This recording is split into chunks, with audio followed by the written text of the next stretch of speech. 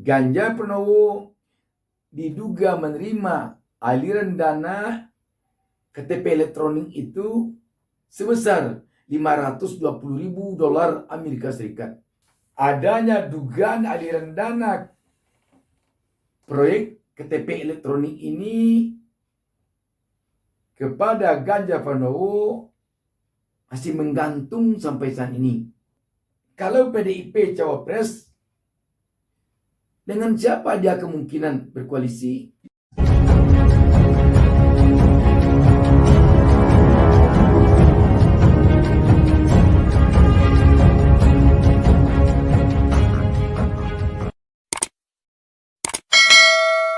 Assalamualaikum warahmatullahi wabarakatuh. Senang sekali dalam bulan Ramadan ini kita dapat berjumpa kembali.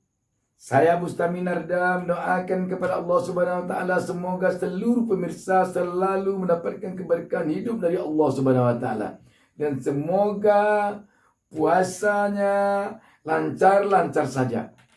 Sahabat BN, percaturan tentang siapa yang akan menjadi capres atau cawapresnya PDI Perjuangan, partai terbesar untuk sekarang ini, masih menjadi teka-teki dan tentu saja sangat ditunggu-tunggu oleh publik. Sekarang kita melihat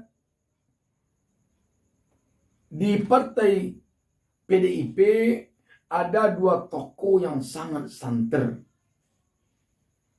yakni Ganjar Pranowo dan Puan Maharani.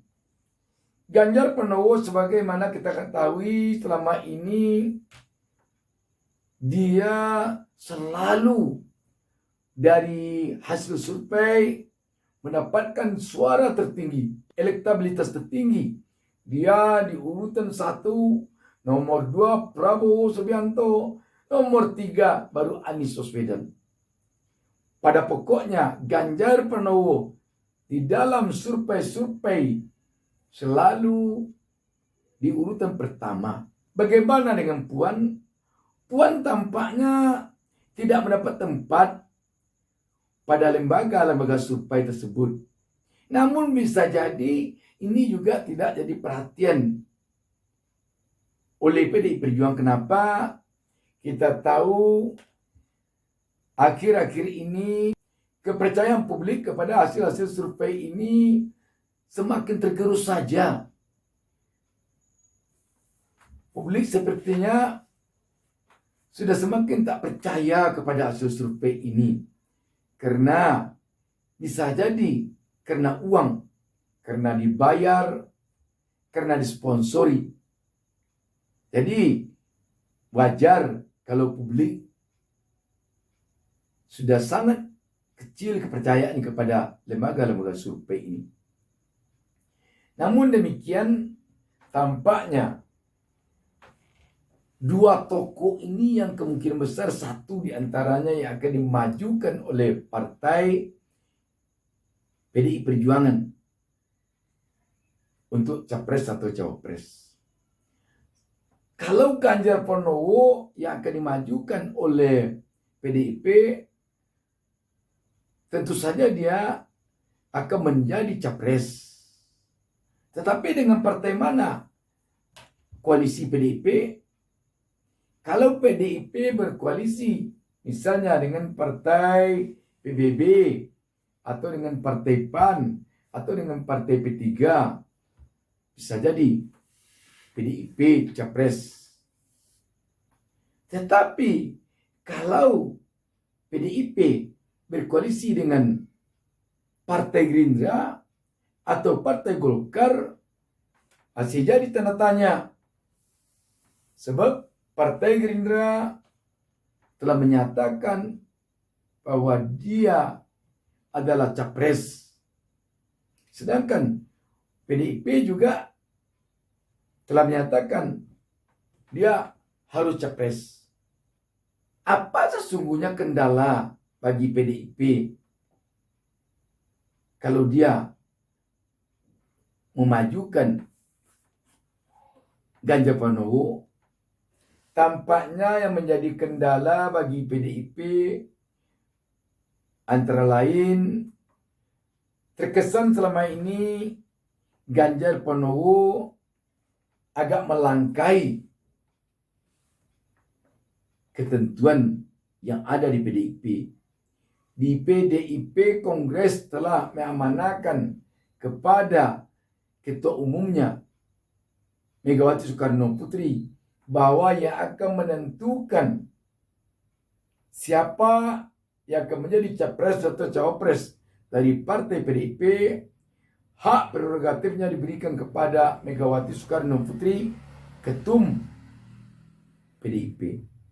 Tetapi selama ini tampaknya Ganjar Pranowo telah terlanjur maju secara politis. Setidaknya ini terlihat dari relawan-relawan yang mendukung Ganjar Pranowo. Jadi dengan demikian mungkin saja Ketua Umum Partai PDIP merasa didahului, didikte atau ditekan oleh Ganjar Pranowo. Itu kemungkinan yang membuat PDIP batal mengajukan Ganjar Pranowo sebagai calon presiden atau calon wakil presiden dari PDIP. Yang kedua yang mungkin juga akan bisa membuat PDIP berpikir dua kali mencalonkan Ganjar Pranowo dari PDIP, karena sampai saat ini kasus dugaan korupsi KTP elektronik masih menyangkut pada Ganjar Pranowo. Artinya adanya dugaan aliran dana proyek KTP elektronik ini kepada Ganjar Pranowo masih menggantung sampai saat ini. Dan akhir-akhir ini kembali melambung ke publik isu tentang aliran dana kepada Ganjar Pranowo ini. Dari 12 yang disebut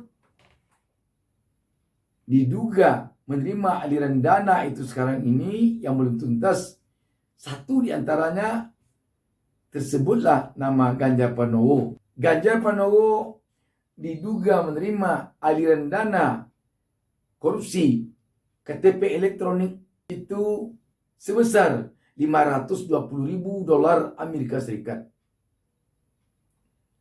Sedangkan kerugian negara dalam proyek KTP elektronik itu sebesar 2,3 triliun. Ini mungkin saja akan membuat PDIP berpikir ulang sebelum mengumumkan Ganjar Pranowo sebagai capres atau cawapresnya PDIP. Kalau tidak Ganjar, siapa lagi?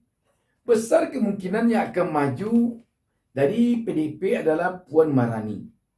Tetapi terkait dengan terbilang rendahnya elektabilitas Puan Maharani selama ini, mungkin dia maju dari PDIP sebagai cawapres. Dengan demikian terpaksa sedikit mengalah untuk menjadikan calon dari PDIP adalah cawapres. Kalau PDIP cawapres, dengan siapa dia kemungkinan berkoalisi? Besar kemungkinan dia akan berkoalisi dengan Partai Gerindra yang capresnya adalah Prabowo Subianto. Jadi Prabowo Subianto sebagai capres, Puan Maharani sebagai cawapres. Kalau ini sempat terjadi, ini merupakan koalisi yang sangat besar.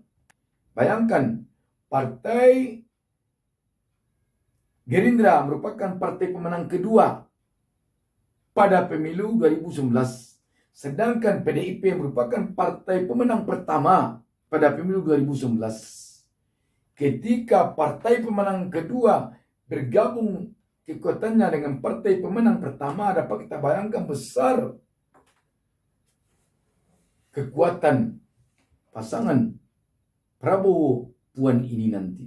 Apakah sudah benar-benar tidak ada lagi hambatan? Tentu masih ada saja kalau kita mau melihat hambatannya. Apa antara lain? Antara lain, akhir-akhir ini kembali melambung ke publik isu tentang peran serta Prabowo di tahun 1998 tentang dugaan penghilangan sejumlah aktivis yang sampai saat ini kasusnya masih belum tuntas. Dan kasusnya adalah kasus pelanggaran HAM berat. Ini mungkin salah satu dari hambatan yang mungkin menghadang. Namun setidaknya ini merupakan koalisi yang besar.